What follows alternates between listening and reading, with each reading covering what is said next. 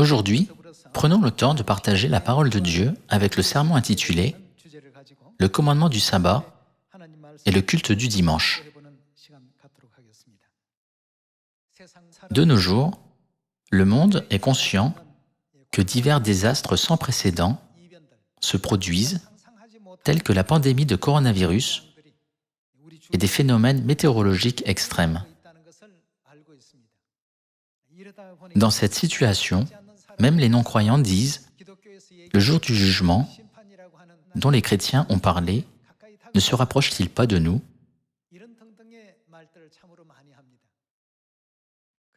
Donc, aujourd'hui, examinons les enseignements dans la Bible concernant le jugement de Dieu à travers le culte du jour du sabbat et le culte du dimanche.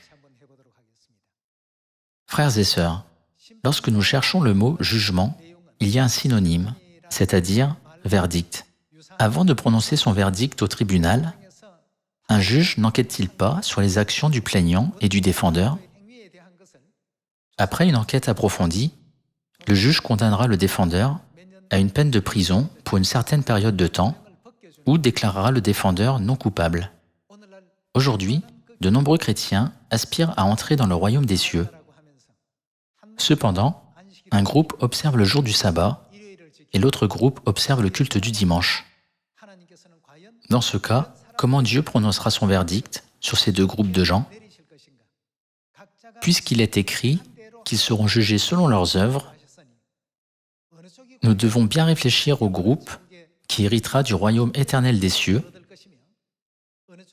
et au groupe qui sera jeté dans le feu éternel de l'enfer.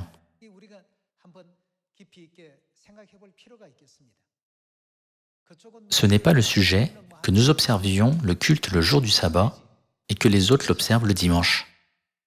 Il est question du résultat final pour ces deux groupes qui sera complètement opposé. Pendant que nous nous préparons pour le jour du jugement de Dieu, la norme de notre foi et de nos actes doit être conforme à la loi de Dieu. Voyons la parole de Dieu dans Apocalypse, chapitre 20, verset 11. Puis je vis un grand trône blanc et celui qui était assis dessus. La terre et le ciel s'enfuirent devant sa face, et il ne fut plus trouvé de place pour eux. Et je vis les morts, les grands et les petits, qui se tenaient devant le trône.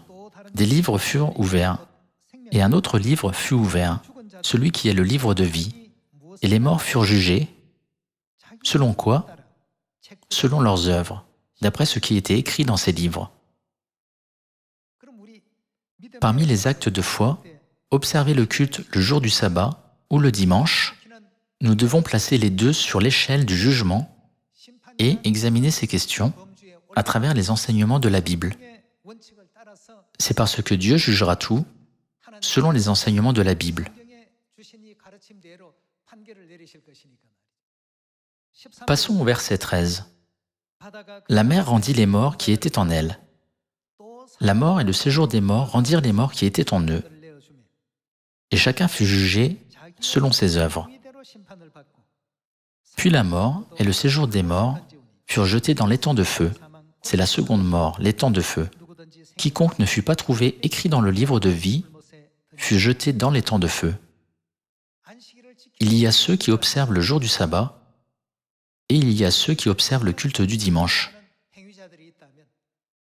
Dieu nous a déjà montré, par la Bible, quel genre de verdict il prononcera. À ce sujet, lorsque nous voyons Matthieu chapitre 7, verset 21, il est écrit « Ceux qui me disent « Seigneur, Seigneur » n'entreront pas tous dans le royaume des cieux, mais seulement celui qui fait la volonté de mon Père qui est dans les cieux. » Qui entrera dans le royaume des cieux? Seuls ceux qui font la volonté de Père entreront dans le royaume des cieux. En revanche, ceux qui ne font pas la volonté de Père entreront dans le feu éternel de l'enfer. C'est l'enseignement de Jésus. Alors, quel jour de culte appartient à la volonté de Père? Confirmons cela à travers la parole de Dieu dans Exode chapitre 20, verset 8. Il est dit « Souviens-toi du jour de repos pour le sanctifier ». Qui a prononcé ces paroles? Allons-nous rapidement regarder Exode chapitre 20, verset 1. Alors Dieu prononça toutes ces paroles en disant, Dieu prononça, c'est-à-dire que Dieu lui-même prononça ces paroles. Je suis l'Éternel, ton Dieu, qui t'ai fait sortir du pays d'Égypte, de la maison de servitude. Tu n'auras pas d'autre Dieu devant ma face. Tu ne te feras point d'image taillée. Qui a prononcé toutes ces paroles? C'était Dieu. N'est-ce pas la scène où Dieu a accordé toutes ces paroles à toute l'humanité selon sa volonté? Continuons à lire le verset 5. Tu ne te prosterneras point devant elles, et tu ne les serviras point, car moi, l'Éternel ton Dieu, je suis un Dieu jaloux, qui punit l'iniquité des pères sur les enfants, jusqu'à la 3e et la 4e génération de ceux qui me haïssent, et qui fait miséricorde jusqu'à 1000 générations à ceux qui m'aiment et qui gardent mes commandements. Tu ne prendras point le nom de l'Éternel ton Dieu en vain, car l'Éternel ne laissera point impuni celui qui prendra son nom en vain. Ensuite, juste après ce verset, qu'a dit Dieu? Souviens-toi du jour de repos pour le sanctifier. De qui est-ce la volonté? Jésus a dit, seuls ceux qui font la volonté de Père entreront dans le royaume des cieux. Vous ne pouvez pas entrer dans le royaume des cieux en disant simplement « Seigneur, Seigneur ». Cela n'arrivera jamais de cette manière. Alors le commandement « Souviens-toi du jour du sabbat pour le sanctifier » n'est-il pas l'enseignement qui contient la volonté de Dieu? Le jour du sabbat est vraiment la volonté de Dieu. Ce n'est pas un jour choisi et institué par des hommes qui ont dit « Observons ce jour-ci ou ce jour-là ». Le jour du sabbat a été institué par Dieu. Dans Matthieu chapitre 7 verset 21, il est dit « Ceux qui me disent « Seigneur, Seigneur » n'entreront pas tous dans le royaume des cieux, mais seulement celui qui fait la volonté de mon Père qui est dans les cieux. » Si Dieu a prononcé ces paroles, observer le jour du sabbat n'est-il pas la volonté de Père? Dieu a clairement dit « Seuls ceux qui font la volonté de Père entreront dans le royaume des cieux. » Si les gens commémorent un jour au hasard, selon leur propre volonté, c'est un acte de rébellion envers la sainte volonté de Dieu par lequel ils trahissent Dieu. Dieu a dit « Souviens-toi du jour du sabbat pour le sanctifier ». Alors, quel jour de la semaine est le jour du sabbat? Est-ce le dimanche, un jour observé par de nombreux chrétiens dans le monde, ou est-ce le samedi, que nous observons comme jour de culte? Nous ne devons pas prendre à la légère cette question. Ne devrions-nous pas être ceux qui comprennent clairement cette question et qui suivent la volonté de Dieu? Lorsque vous lisez Genèse chapitre 2 verset 1, il est écrit « Ainsi furent achevés les cieux et la terre, et toute leur armée. Dieu acheva au 7e jour son œuvre qu'il avait faite. » En quel jour Dieu acheva-t-il son œuvre? Il acheva au 7e jour son œuvre qu'il avait faite. Et il fit quoi au 7e jour? Il se reposa au 7e jour de toute son œuvre qu'il avait faite. Dieu n'a-t-il pas nommé ce jour sabbat, qui signifie repos? Continuons à lire le verset 3. Dieu bénit le 7e jour. Dieu a choisi le 7e jour comme jour du sabbat, et il a fait une distinction claire entre le 7e jour et tous les autres jours. Spécialement, Dieu bénit le 7e jour, et quoi d'autre? Il le sanctifia. Il est clairement dit, et il le sanctifia parce qu'en ce jour, il se reposa de toute son œuvre qu'il avait créée en la faisant. Ce jour était le 7e jour.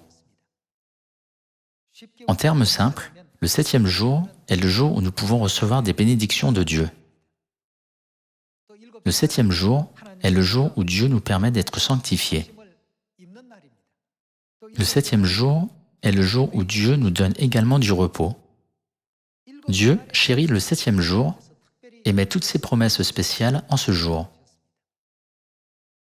Dieu a également établi ce jour comme le 4e commandement parmi les 10 commandements.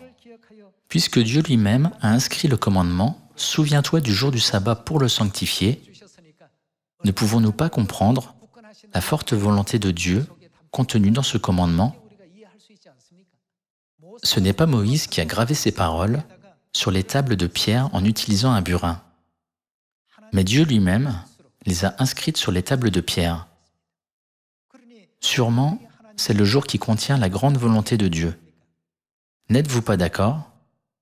Dieu nous sanctifie, nous bénit et nous permet de nous reposer le 7e jour. Le 7e jour contient toutes ces merveilleuses bénédictions.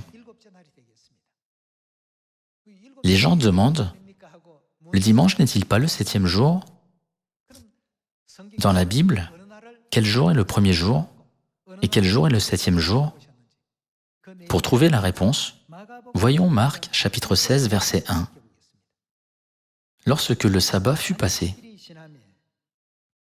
Quel jour est le jour du sabbat? Lorsque le sabbat fut passé signifie lorsque le 7e jour fut passé. D'après le système du jour de la semaine, il y a 7 jours, 1er, 2e, 3e, 4e, 5e, 6e et 7e. Puis la semaine se répète. Puisque le jour du sabbat est le 7e jour, le lendemain du sabbat est le premier jour de la semaine. Continuons à lire Marc chapitre 16 verset 1 pour confirmer cette question. Lorsque le sabbat fut passé, Marie de Magdala, Marie, mère de Jacques et Salomé achetèrent des aromates afin d'aller embaumer Jésus, le premier jour de la semaine. Quel jour est le jour du sabbat? C'est le 7e jour. Après le 7e jour vient le premier jour de la semaine. Elles se rendirent au sépulcre de grand matin, comme le soleil venait de se lever. Elles disaient entre elles, « Veuillez prêter une attention particulière à ce qui s'est passé le premier jour. Qui nous roulera la pierre loin de l'entrée du sépulcre ?» Et, levant les yeux, elles aperçurent que la pierre, qui était très grande, avait été roulée. C'est la scène où Jésus est ressuscité des morts. Dans la Bible, en français courant, ce jour n'est pas décrit comme le premier jour de la semaine, mais il est plutôt dit directement, très tôt le dimanche matin. Il est également écrit dans la Bible du Semeur, il était encore très tôt le dimanche matin. Alors, le nom du premier jour est le dimanche selon la Bible. Quel jour la résurrection de Jésus a-t-elle eu lieu? C'était un dimanche. Si quelqu'un demande quel jour Jésus est-il ressuscité, la réponse sera la même quelles que soient les branches du christianisme. Cela a eu lieu un dimanche. Toutes les branches répondent de la même manière. Le sujet important d'aujourd'hui est quel jour de la semaine est le dimanche selon la Bible? La Bible décrit ce jour comme le premier jour de la semaine. Le jour du sabbat est le 7e jour de la semaine. Puisque le dimanche est le premier jour de la semaine, il ne peut jamais être le jour du sabbat. Dieu n'a-t-il pas choisi le 7e jour comme jour du sabbat? Il n'y a aucun verset dans la Bible où Dieu a choisi le premier jour de la semaine comme jour du sabbat. Puisque le premier jour de la semaine est le dimanche, sans aucun doute, le 7e jour est le samedi. Par conséquent, le premier jour de la semaine de grand matin signifie le dimanche de grand matin, le premier jour après le samedi. Cette question n'est-elle pas si claire dans la Bible? C'est pourquoi les anciens Juifs observaient toujours le jour du sabbat le samedi, pas le dimanche.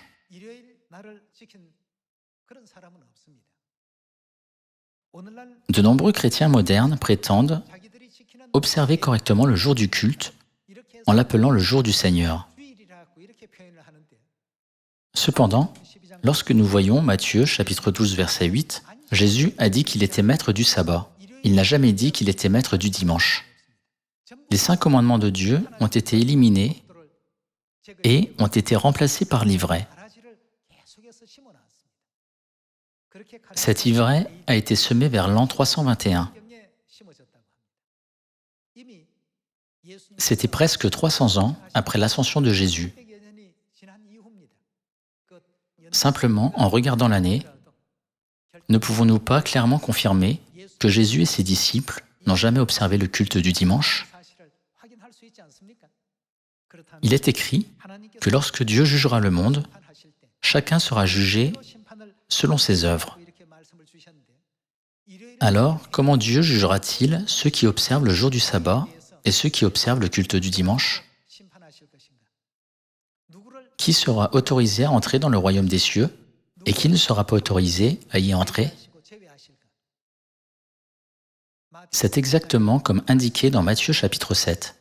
Il est écrit « Seulement celui qui fait la volonté de mon Père peut entrer dans le royaume des cieux. » Pour recevoir le verdict d'entrer au ciel, Nous ne devons jamais observer le culte du dimanche, n'est-ce pas? Ni Jésus, ni ses disciples, ni personne n'ont prêché le culte du dimanche. Jésus a dit, « Cette bonne nouvelle du royaume doit être prêchée jusqu'aux extrémités de la terre. Enseignez aux gens à observer tout ce que je vous ai prescrit. » Jésus nous a-t-il déjà commandé d'observer le culte du dimanche? Non, aucun enregistrement n'est trouvé dans la Bible. Jésus nous a-t-il déjà enseigné à prêcher Noël et l'Action de grâce, qui sont célébrés de nos jours? Ils ne font pas partie de l'Évangile qui doit être prêché dans la Samarie et jusqu'aux extrémités de la terre. Si nous prêchons quelque chose qui n'est pas la volonté de Père, ne serons-nous pas jugés selon nos œuvres? Quant au jour du sabbat, que nous observons maintenant, si Dieu le Père n'était pas venu sur cette terre pour nous enseigner, est-ce que vous et moi le connaîtrions? Jamais. Ce n'est que lorsque nous observons le jour du sabbat à Sion, où l'Esprit et l'Épouse demeurent, que ce jour peut être le jour le plus correct et le plus parfait. Alors, où serons-nous autorisés à entrer? Au ciel. C'est nous qui recevrons le verdict d'être qualifiés pour entrer au ciel, selon la Bible, qui est le livre de la loi du ciel.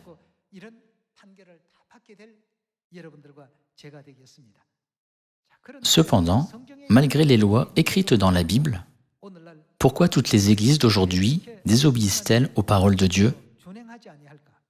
La réponse peut être trouvée dans Jean chapitre 8, verset 47. Il est écrit, « Celui qui est de Dieu écoute les paroles de Dieu. » Ceux qui écoutent les paroles de Dieu, observent-ils le jour du sabbat ou le culte du dimanche? Bien sûr, ils observent le jour du sabbat. Le jour du sabbat n'est pas une loi établie par un homme riche, un roi de ce monde, un penseur ou un théoricien. Qui a établi le jour du sabbat pour nous? C'était Dieu. Celui qui est de Dieu écoute les paroles de Dieu. Vous n'écoutez pas parce que... Quelle est la raison pour laquelle les autres n'écoutent pas les commandements de Dieu et n'y obéissent pas? Quel est leur état spirituel? Dieu a dit, « Parce que vous n'êtes pas de Dieu. »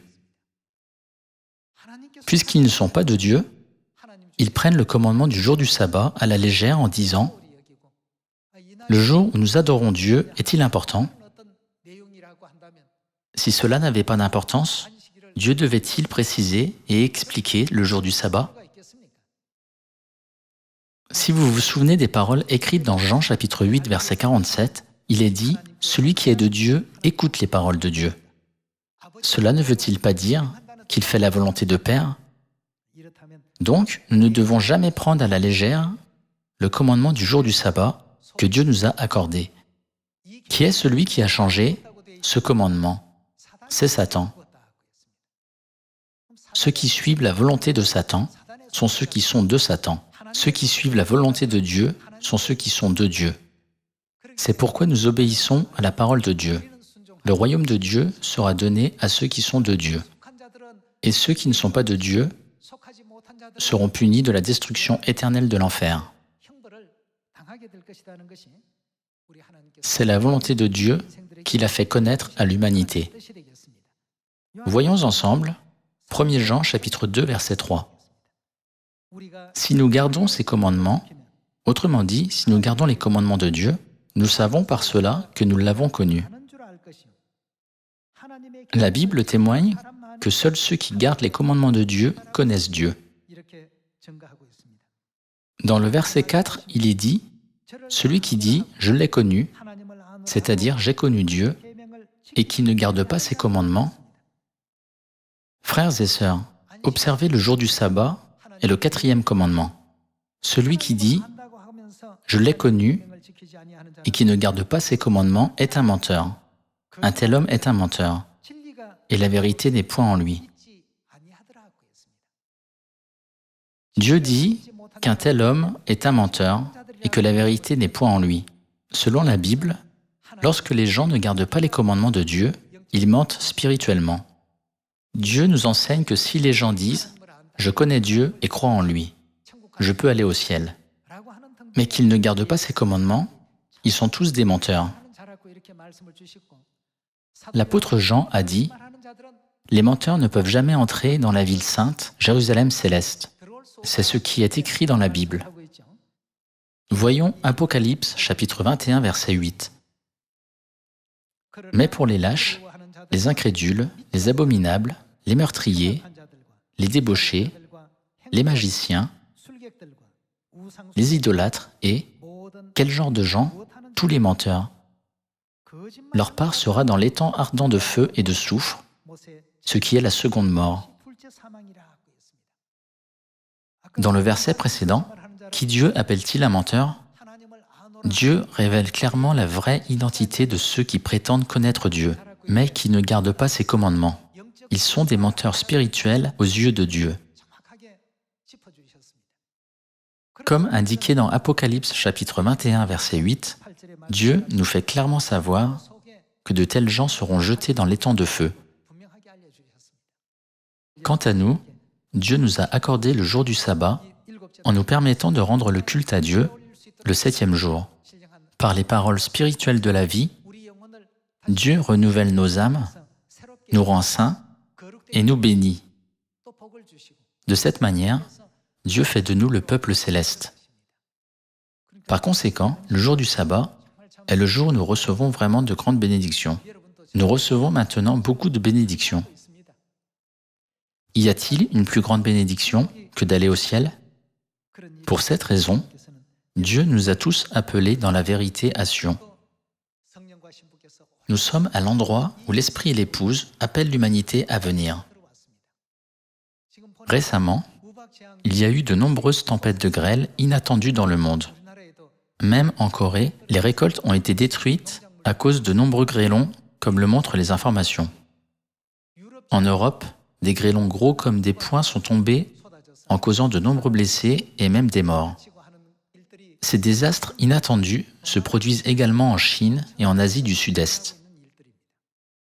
Lorsque tous les êtres humains seront à la croisée des chemins, qui ira au ciel et qui ira en enfer? Bien que nous, les enfants célestes, n'en soyons pas dignes, Dieu nous conduira tous au ciel parce que nous obéissons à la parole de Dieu. Restons à Sion dans la vérité de la nouvelle alliance et obéissons aux enseignements de Père et Mère.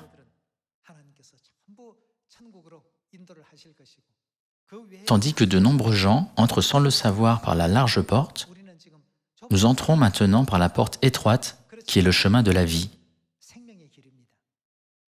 Puisque Dieu nous dit que le chemin que beaucoup de gens empruntent est le chemin qui mène à la mort, regardons seulement les enseignements de Père et Mère et suivons-les partout où ils vont. Ouvrons Apocalypse chapitre 12. Apocalypse chapitre 12 verset 17.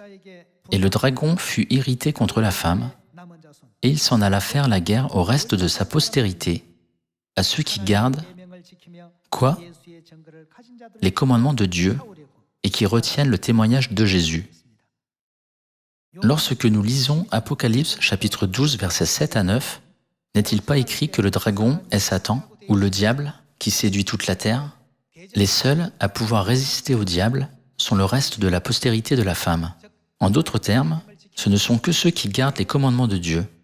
Alors, ceux qui ne gardent pas les commandements de Dieu sont du dragon, de Satan et de la bête. Ils mettent en pratique et suivent les enseignements et la volonté de Satan. Les enseignements que Dieu nous donne dans la Bible sont parfaits. Il dit « Dieu se reposa le 7e jour et souviens-toi du jour du sabbat pour le sanctifier ». Malgré ces commandements, la raison pour laquelle ils ne les suivent pas et ne les gardent pas est qu'ils ne sont pas de Dieu. Lorsque la dernière grande bataille entre le reste de la postérité de la femme et le dragon aura lieu, nous appartiendrons au groupe qui est prophétisé, c'est-à-dire le reste de la postérité de la femme qui garde les commandements de Dieu. Les seules personnes qui gardent les commandements de Dieu et qui suivent sa volonté sont les enfants de Sion. Il n'y en a pas d'autres. Par conséquent, nous avons la responsabilité d'enseigner correctement et de conduire tous les gens du monde marchant sur le mauvais chemin vers le chemin du salut en respectant la mission que Père et Mère nous ont confiée.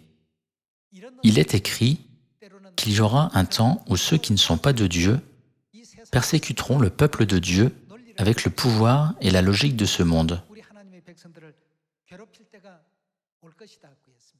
Voyons Ésaïe chapitre 51. Ésaïe chapitre 51 verset 7.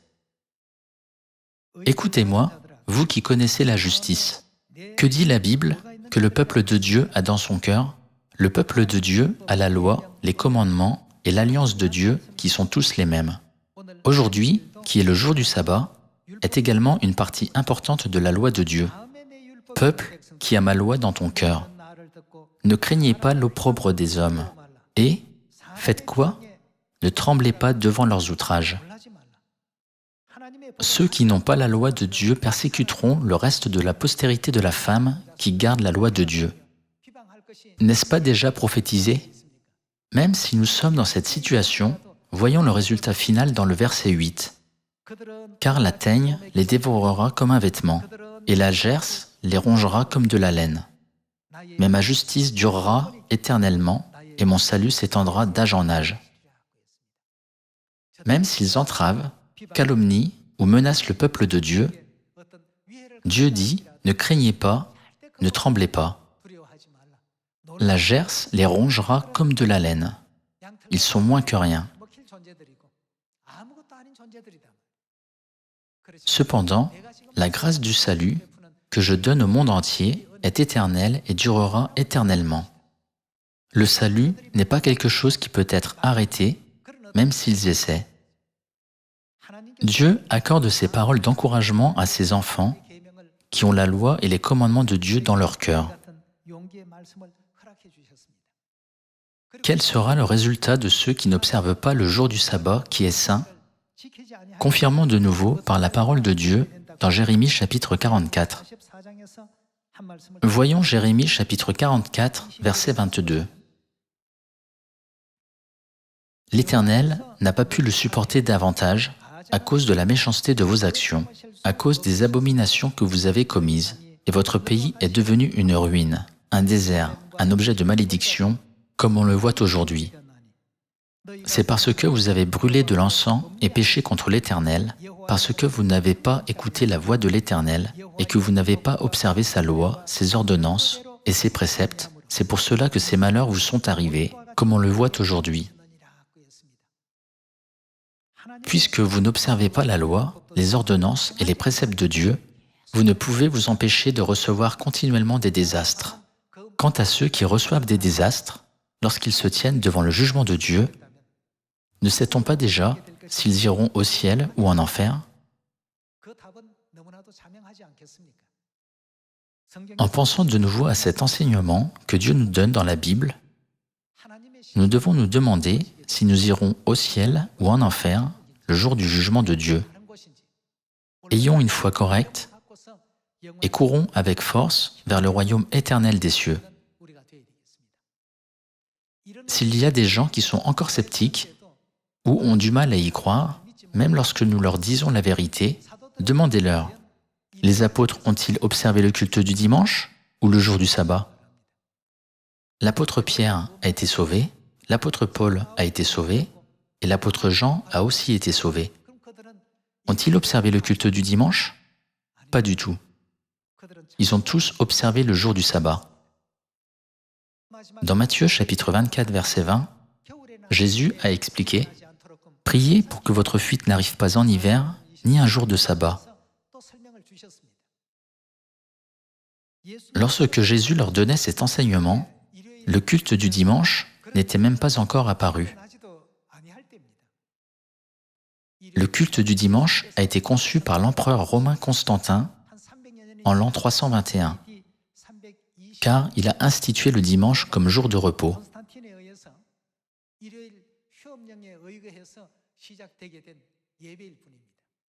Ce n'est pas notre propre insistance.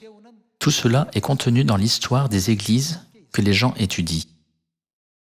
Devenons le reste de la postérité de la femme qui comprend correctement la volonté de Dieu et prêchons l'Évangile dans la Samarie et jusqu'aux extrémités de la terre en conduisant toute l'humanité au salut. Par cela, j'aimerais conclure ce sermon. Merci beaucoup.